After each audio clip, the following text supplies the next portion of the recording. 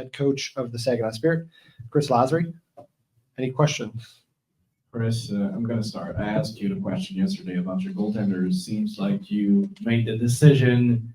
How happy are you tonight with the result, and also how your team responded to that first game at home in front of pretty excited fans tonight? Well, the decision on the goalie, actually, to be honest with you, I went to bed last night. I was going to pick Lalonde, and my wife said, what has Oki ever done wrong? He won 5 in a row, and it was a 1-goal game at the time of his injury, and he was on a 9-game heater. How do you don't play him? And I was like, it's probably the first time she's ever given me useful hockey advice. So that's the honest truth. So she texted me today. She said, I saw you picked Oki, and I text back, you better be right. So that's how I ended up on that decision, and I'm glad I did. I thought he was phenomenal tonight. You just talk a little bit about the start and getting up 4-0. It seemed like you guys were really kind of hem them in there. They were just kind of mainly able to kind of chip it out. What was working so well in the first half of the game for you guys? Yeah, we were a little bit of a caged animal because we've been sitting here for so long anticipating this moment, not only knowing it was coming all year, but then obviously getting knocked out in the conference finals and sitting on it.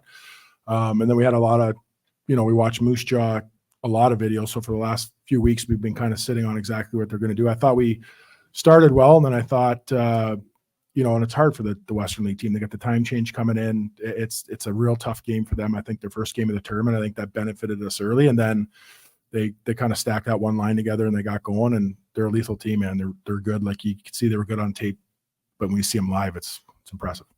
Yeah, and then they get those 3 goals, but then you guys kind of come back to start there in the third period. How was your kind of team able to kind of handle that adversity and then kind of push forward there in the third?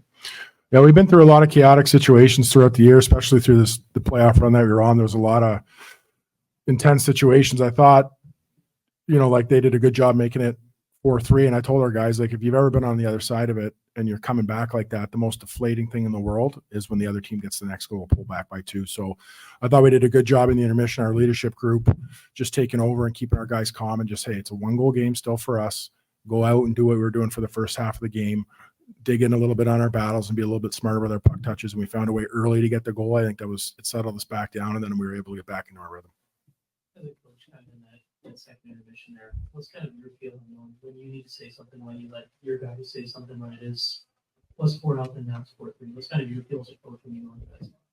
Yeah, I think we have a unique relationship with our staff and our players. We are pretty tight.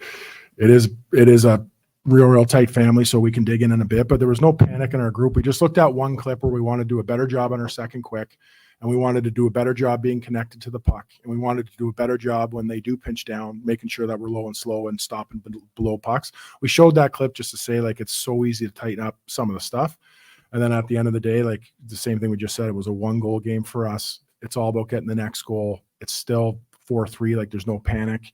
We've been through it here. We know what we have to do. So I think, again, we have character kids. You lean on your leadership group. You can push guys in that room. They don't take it personal. It's a beautiful thing when you have that kind of relationship with your players. It's easy to coach because you can be honest with them and you're going to get the response. You guys have a break. As a coach, I can imagine there's sometimes too much that there can be almost a intrigue to overcoach or anything like that. For you and your staff, what was kind of the way that you approached to make sure that you could come into tonight ready to play without putting too much in and finding that balance? Yeah, we didn't really watch much video until the last couple of days on Moose Jaw. What we wanted to focus on was rondo games, small area games, activation games. We wanted our guys to play hockey and have, when you do those type of games for me in practice, you get random points of pressure, so nothing is scripted. We just wanted our guys to go out and make plays and protect pucks and get random points of pressure and have to feel like we're playing a game of hockey for the first 5, 6, 7 times we're out before we worried about our structure. So that, to me, we got our guys back in the mode of just playing hockey, and then we started to build up for this game. So it wasn't like it was 2.5, 3 weeks of just sitting on tape. It was really just a couple of days. You talk about that, just letting guys play and be themselves. As a coach, when you kind of brought that in and made that part of the scene, is it something you felt that kind of took right away? Is it something like this? It sounds easy to say, hey, just play hockey, but a lot of players are sometimes looking for instruction all the time and everything. As you kind of this identity that's came through, is that something you feel took right away with your staff? Or Yeah, we have core concepts we want to do. At the end of the day, like every one of these guys are special. They see things different. We try to give them what we call like little manipulation tools and things to kind of dictate outcomes under pressure. I think you have to let players express themselves. Now there is some times where we attack sticks or you make some plays that are ridiculous, and those are the ones you jump on them. But ones where they're trying to make a hockey play or they make a read and it's the wrong one, that's part of their development at this level. And we made some good ones tonight, some bad ones, and you just got to survive it and make sure you keep growing now in this tournament on those type of plays. In the 5-on-6 situation, they get the first one there, but then you guys kind of really buckled down in the final minute 37. What was kind of the message there with the timeout? And how do you feel your team handled that situation? Well, I thought on the first one, our situational awareness, like one of the players on the ice admitted they had no idea the goalie was out, and it's like, well, it's 4.5 to go with a 2-goal lead. You have to be situational aware, so it'll be a good clip for our guys moving forward. But I do think on that goal, they somewhat tipped their hand on how they're going to play their goalie out with, they got three elite right-hand shots. If they sit one of those guys in the weak side pocket, they're obviously looking for it. So we had to make sure that we didn't allow that play again. And then, the D is going to move up top and they are going to try to get some pucks and chaos to the net. So they kind of saw what we were going to do. We had a lot of goalie out situations to play off throughout the year. We know what we're trying to do. Same kind of guys go out there.